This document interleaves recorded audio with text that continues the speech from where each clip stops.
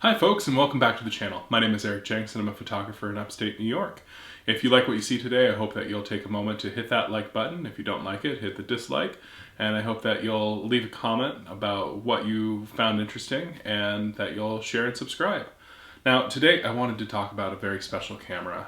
It's one that I've wanted for many years. It is the Leica M7. Now this is definitely a camera that has gotten very expensive in the past couple of years. Everything with the Leica name has gotten expensive. Just no two ways around it. So I didn't know if this was going to be something I was going to be able to afford or get, but I had a lucky chance to do a lot of trading with Cardinal Camera over in Pennsylvania. Thanks, Tyler. And I got to bring home this Leica M7. So today I figured I'd go into a little bit of depth and detail about the camera, what makes it unique in the Leica lineup. It was discontinued in 2018, so it remains the most sophisticated film rangefinder that Leica ever produced. And as we talk, I'm going to drop some photos. I'm already 3 rolls deep into the camera, and I figured I'd also show a little bit about loading it, because it was different loading this camera than it is with using my M3 or some of the other film cameras from Leica. So stay tuned. Alright, so let's talk about the Leica M7. Released in 2002, this camera had a 16-year run before being discontinued by Leica in 2018. Now, what's special about this camera is that it is one of the only Leicas to feature auto exposure. And in fact, it's the only Leica rangefinder to ever have that feature. It was not continued in the MP, which is the current film camera that is out from Leica, and definitely not in the Leica MA, which is a Leica MP basically without the built-in exposure meter. Now, here we can see where the batteries go. This does take 2 CR1/3N batteries. It's a lithium battery. You can use a whopping 4 SR76 batteries, 356, depending on whatever manufacturer you want to talk about in it. However, you'd have to kind of tape them together in order to make them fit. It would be kind of clunky. I do recommend finding the proper battery for the camera.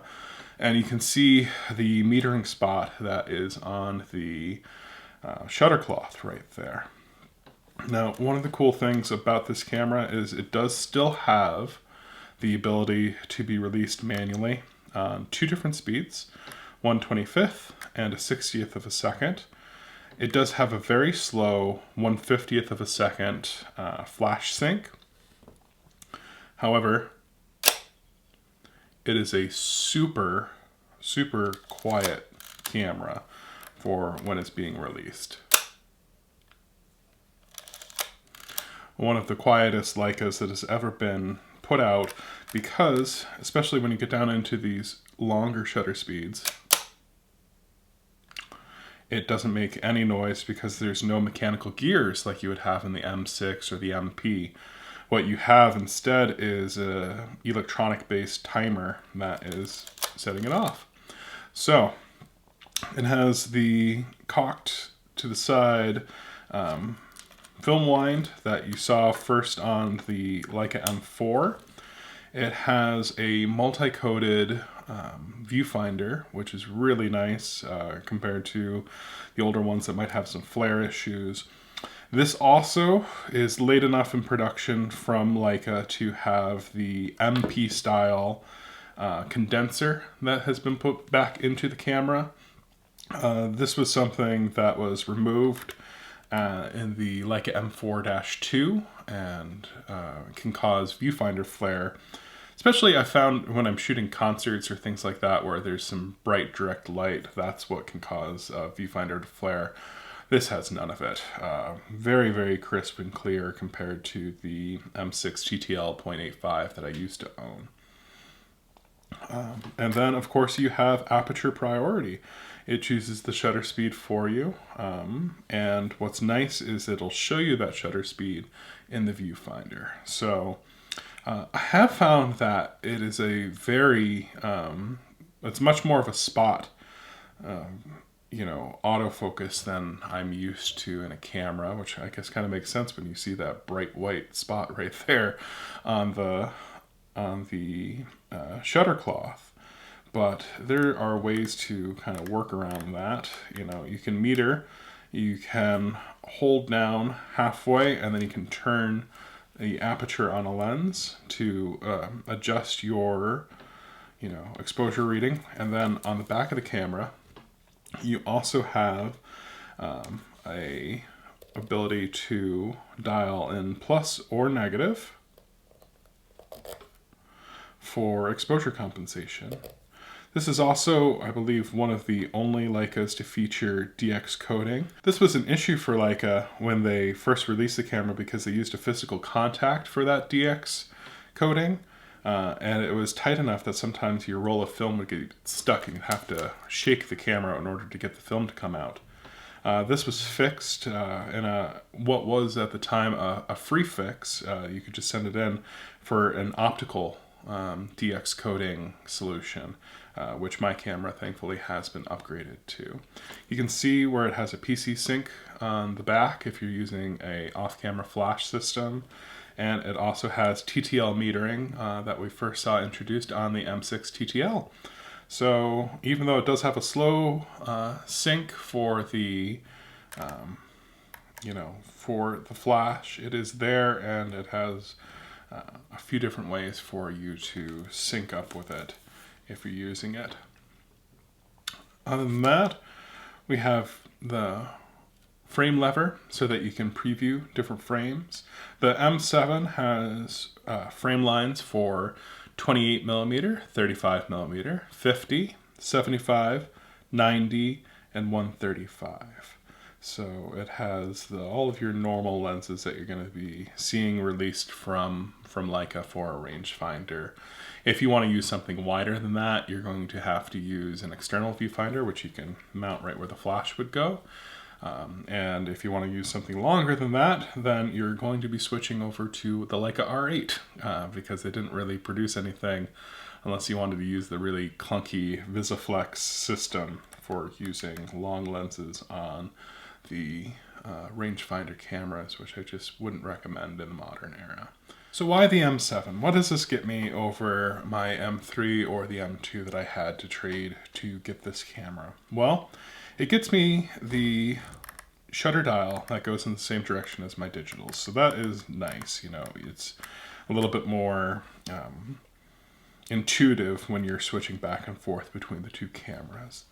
That's a big thing when you're shooting a wedding or an event. You don't want to have to think about how to use your camera. You just want to be able to use it. So that is really nice. You do get that with the M6 TTL as well, but you don't get the aperture priority, which is a really nice thing to have. I'm going to pop on my 50mm lens right now too. And compared to the M3, you gain 35mm frame lines, and compared to the M2, you gain the 135 frame lines, and you gain 28mm frame lines. So both of those are really nice things to have. It just means that you don't have to rely on an external viewfinder up here, which can be a little bit clunky, and again, slow you down while you're shooting, which isn't what you need when you're hired to do an event. Just love the sound of that shutter. It also has the quick load system, so I'll show you that real quick. So you can see on the base plate, it has this to push the film down, has the opening that you see on every Leica rangefinder since the M3, and it also has, I'll just try to tilt that so you can see, 3 little tangs to catch your film. Now, one thing I didn't know about the M7 is that when you go to load it, when I do this with my M3, I like to leave the back open and, drag a couple of frames across so that I can make sure that it's loaded properly. With the M3, you just close it up, put that back on,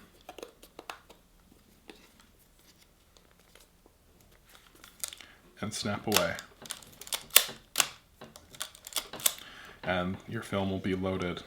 Again, one of the things I've mentioned in my other videos, I like to take up the slack if I have a roll of film with a rewind knob, and then make sure that it's turning as well, so that I can make sure that that film is moving forward.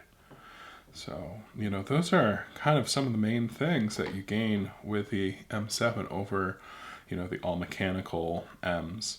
One nice thing compared to the M6, the M6 Classic, is that when you do switch to manual mode, when you're not in the aperture priority, you have arrows that point you in the right direction, and you also have a center 0 point that lets you know when you've hit the correct exposure based off what the camera meter is saying. You get that with the M6 TTL as well, but the M6 Classic only has the arrows, so it's a little bit more finicky to find your exposure. The other nice thing is that because you have this dial that technically goes in the opposite direction of the M3, it now moves in the direction of that built-in meter, so it's a little bit more intuitive again when shooting and looking through than when you're working with the M6 non-TTL, the Classic. So again, you know, it's just what are the things that allow me to shoot quickly and allow me to not have to think about the process, and those are some of the benefits of the M3. It's a little bit quicker to load, not a huge amount, but it's definitely faster. It's got a shutter dial that moves in the same direction as the meter, which is nice.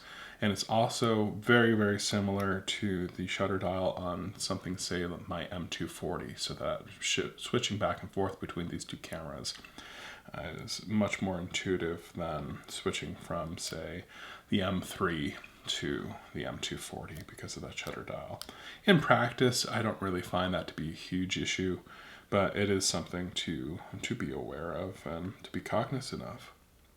So those are some of the main things. I figured what I would do now is to load up a roll of Kodak 100 T-Max in it and show you just how quick and simple it is to load film in the M7. It's one of the gripes that a lot of people always have about Leica cameras, and I don't think it's really founded, is that, oh, it's such a hassle because you have to load it from the bottom and you take off the base. Well, you know, when I'm trying to open up a film SLR, it's also a hassle to have the back flopping all over the place and not being certain of where everything's going to line up. So, pull it over, make sure it goes in between those tines, push down. Now this is where it gets to be different than using my M3 or other older Leicas, is you close that back and you just trust the base to do its job. So I'm going to put this on like 1/25 of a second and we're going to get it loaded. You can already see that that rewind is moving. I'm going to actually put a little bit of tension on it now. There we go, and let's do one more frame. Perfect, camera's loaded. I can't really think of this being any faster using a different camera system. You know, yes, you have to have some spot to put the back. You know, that bottom plate, you just shove it in a pocket if you really need to, or put it on a table. There's usually something that you can set it on. So it's really not an issue in use, and as you can see, very quick to load. So I'm very happy with that. And one of the nice things is, since it has the DX coating, I don't have to worry about making sure that my, you know, film speed is set. It does that for me automatically. If you want to check that, really simple way to do it, put the camera on auto and turn the camera off. Next, you're going to turn it back on and you're going to raise the camera up to your eye. And when you do that, it's going to flash the ISO, and then it's going to show you what it thinks the shutter speed should be. So it does take an extra second or two, but it lets you confirm that you have the right DX coating for the camera. in the system. And I'll also flash at you, and right now that is off a little bit, if you have set the exposure compensation.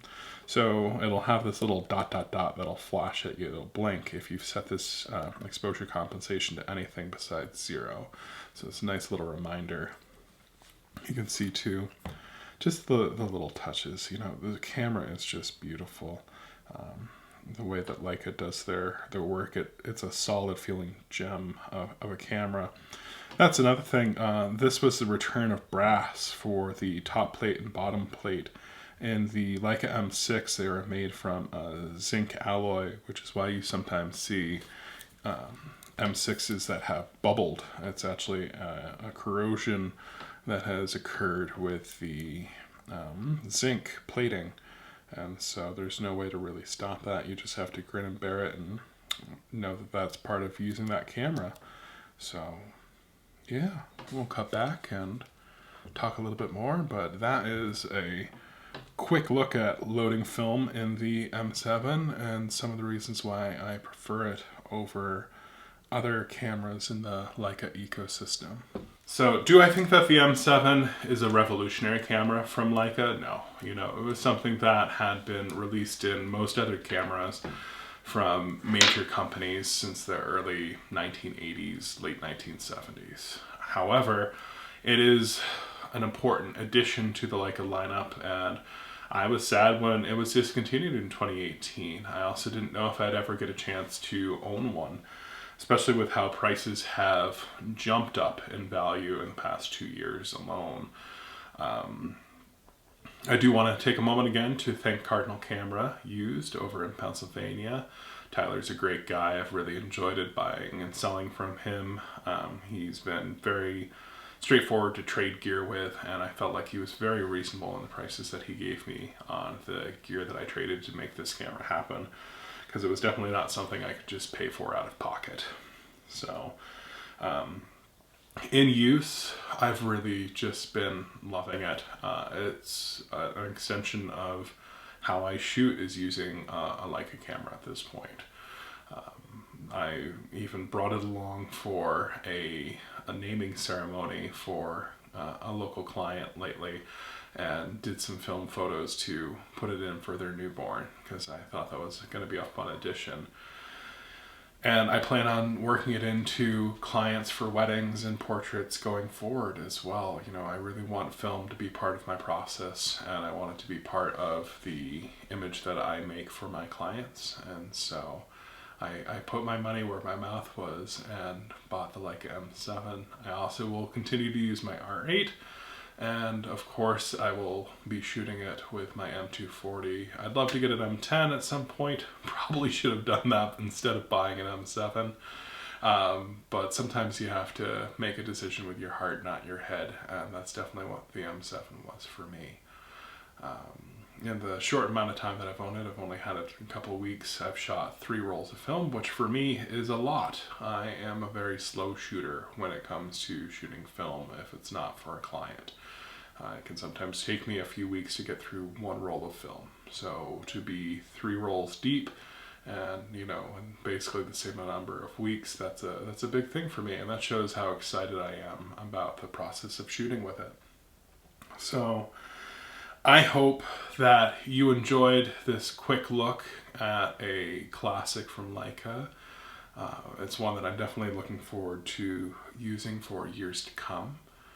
And I will talk with you next time. If you like what you saw, make sure to hit that like button. If you didn't, hit the dislike and leave a comment either way about what you think on the Leica M7. I know it can be a little bit of a divisive camera in the community, and you know, both for cost and for its abilities. There's those who think it does too much and those that think it does too little.